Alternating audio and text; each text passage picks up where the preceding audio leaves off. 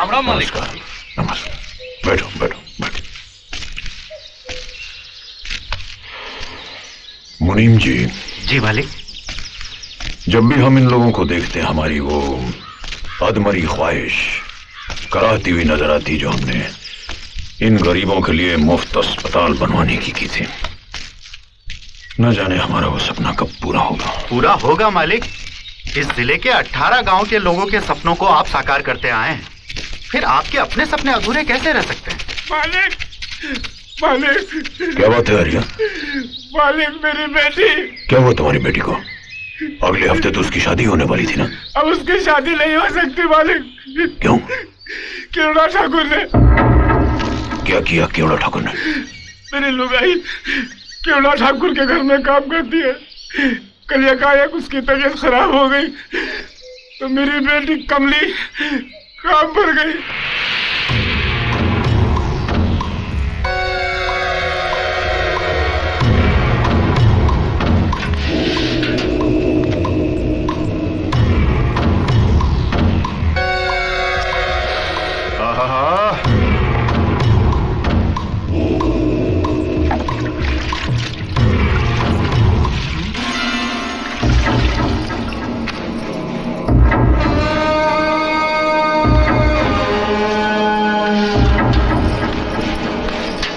तू पर्वतिया की लौंडिया है? हाँ मालिक। तेरा ब्याह होने वाला है ना? हाँ मालिक। तुझे पता है सुहागरात क्या होती है? बिल्ली मारना किसे कहते हैं जानती है? मर्द को कैसे खुश किया जाता है कुछ पता है मर जानिए? नहीं पता? मुझसे सीख ले। इस काम में औरत को माहिर होना चाहिए, नहीं तो मर्द घर से बाहर निकाल देता है। चला जा। चलो मेरी बात तो सुन मर जानिए। आजा चल ना।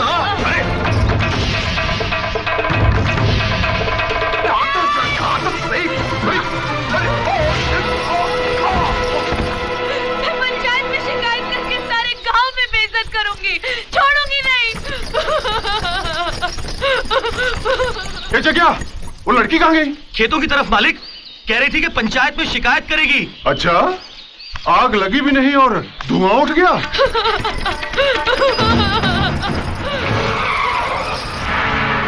हरामजादी कुतिया, ठाकुर साहब के घर में चोरी करके उल्टा उन्हीं को पंचायत में घसीटने की बात करती है।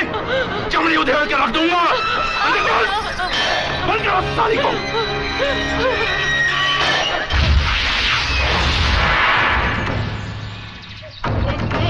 अब कौन शादी करेगा मेरी बेटी से मालिक? मैं तो मुंह दिखाने के काबिल भी नहीं रहा। मुनीम जी। जी मालिक। ये थाने में इंस्पेक्टर कौन है? कोई नया आया है मालिक। आप थाने जाइए और उनसे कहिए कि इनकी बेटी की शादी है, उसे छोड़ दें। बात की कार्रवाई हम देख लेंगे। कौन है ये भानु प्रताप ठाकुर? एसपी है? डीएसपी है? कौन है? एसपी डीएसपी उन्हें सलाम करते हैं। इस कस्बे के बहुत बड़े आदमी और सरपंच हैं वो। मुझे ये खाकी वर्दी सरपंचों की मेहरबानी से नहीं मिली है, कानून की पढ़ाई करने के बाद मिली है।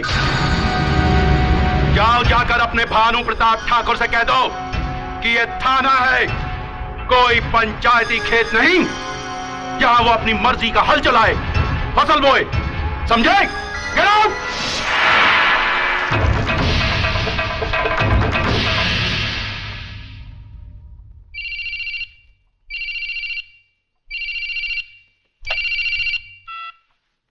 देशराज ठाकुर। ठाकुर साहब, कोई ठाकुर भानु प्रताप का आदमी आया था इस लड़की की जमानत के लिए। अच्छा, आग लगी भी नहीं और धुआं उठ गया? मैंने लड़की को नहीं छोड़ा।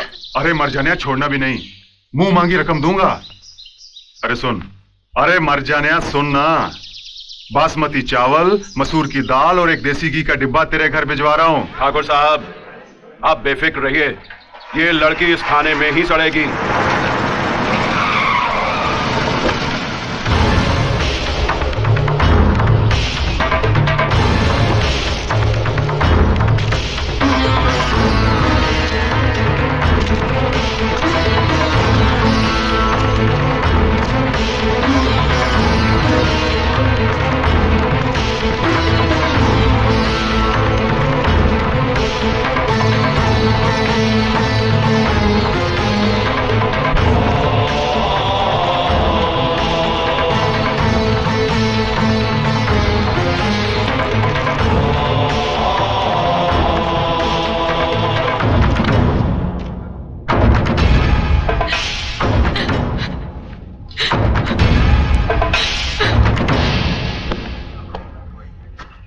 कौन सा कानून पढ़कर आए हैं आप?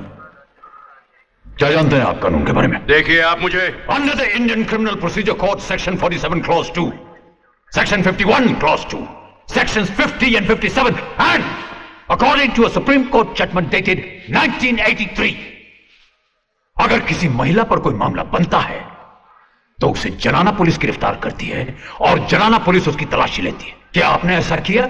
नहीं किया। गिरफ्तार की हुई महिला को 24 घंटे के अंदर अदालत में पेश किया जाता है। आपने ऐसा किया? नहीं किया। किन्हीं वजहों से अगर उस महिला को अदालत में पेश नहीं किया जाता तो उसे जनाना लॉकअप में बंद किया जाता है। आपने ऐसा किया? नहीं किया। और आप ये कहते हैं कि ये वर्दी आपको कानून पढ़ने के बाद मिली है। कौन से कानून का प्रोफेसर समझकर पुलिस डिपार्टमेंट ने आपको ये वर्दी दी है? कौन सा कानून? मुनीम जी। जी मालिक। एसपी साहब को फोन लगाइए। जी मालिक। इंस्पेक्टर साहब, एसपी साहब का नंबर देंगे? 39522। हेलो एसपी साहब, एक मिनट साहब। मालिक। एसपी साहब, हम ठाकुर भानु प्रताप सिंह बोल रहे हैं। ठाकुर साहब, आप कैसे याद किया मुझे? हमारे कस्बे में बने आपके थाने के इंस्पेक्टर साहब हमें कानून पढ़ा रहे हैं। आप थाने से बोल रहे हैं? जी हाँ, बदकिस्मती से। ठाकुर साहब, फोन इंस्पेक्टर को दीजिए। मुनीम जी। Yes sir. बदतमीज, वो शख्स जो तुम्हारे सामने बैठा है अपने आप में हाई कोर्ट है और कोर्ट को थाने में नहीं बुलाया जाता। वो जैसा कहते हैं वैसा कर दो। जी सर।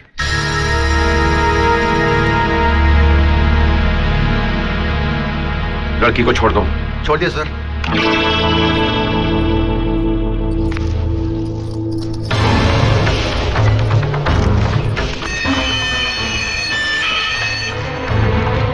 इंस्पेक्टर साहब, लॉकअप का दरवाजा खुला रखिएगा।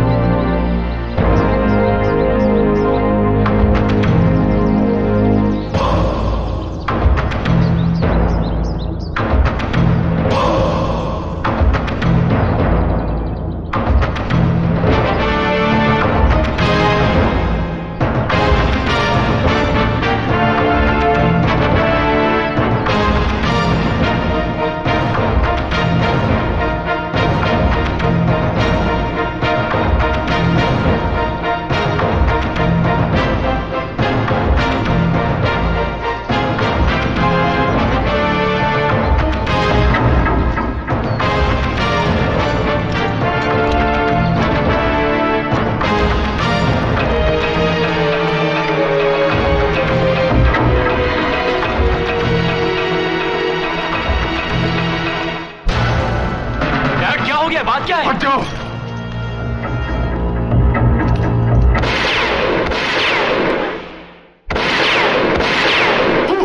शर्म करो कमीनो। सर पर पगड़ी बांधकर समझते हैं कि इज्जत का ताज पहन लिया। कायर हो तुम लोग, कायर। दौलत तो ढेर सारी छोड़ गए मगर इज्जत मुट्ठी भर नहीं छोड़ी। अरे इस गांव के लोग जितना मान सम्मान आदर सत्कार उस भानु प्रताप का करते हैं, मेरा चुटकी भर भी नहीं करते। मानो जैसे इज्जत का काल पड़ गया हो मेरे लिए। अरे मेरे वो बेइज्जतदार पुरखों, तुम लोगों की नाकाबिलियत की वजह से आज मुझे जेल भी जाना पड़ा। शर्म आती है मुझे कि आज तक मैं तुम जैसे खोखले ठाकुरों का फकर करता रहा। अच्छा हुआ मर गए तुम, बच के मर जाना, वरना आज मेरे हाथों मारे जाते। देखना जो काम तुम नहीं कर सके वो मैं करके दिखाऊंगा। उस सूर्य वंश का सूर्य सदा के लिए अस्त कर दूंगा।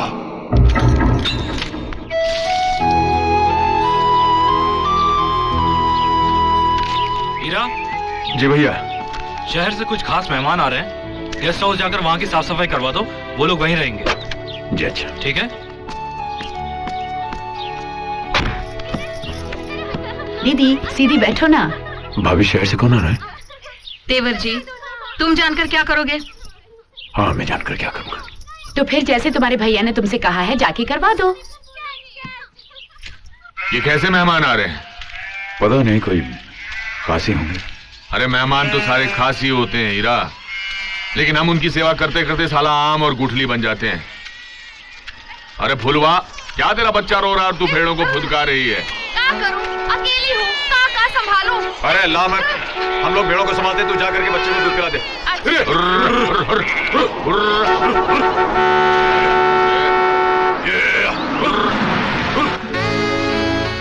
ये बीच रास्ते में कौन चल रहा है?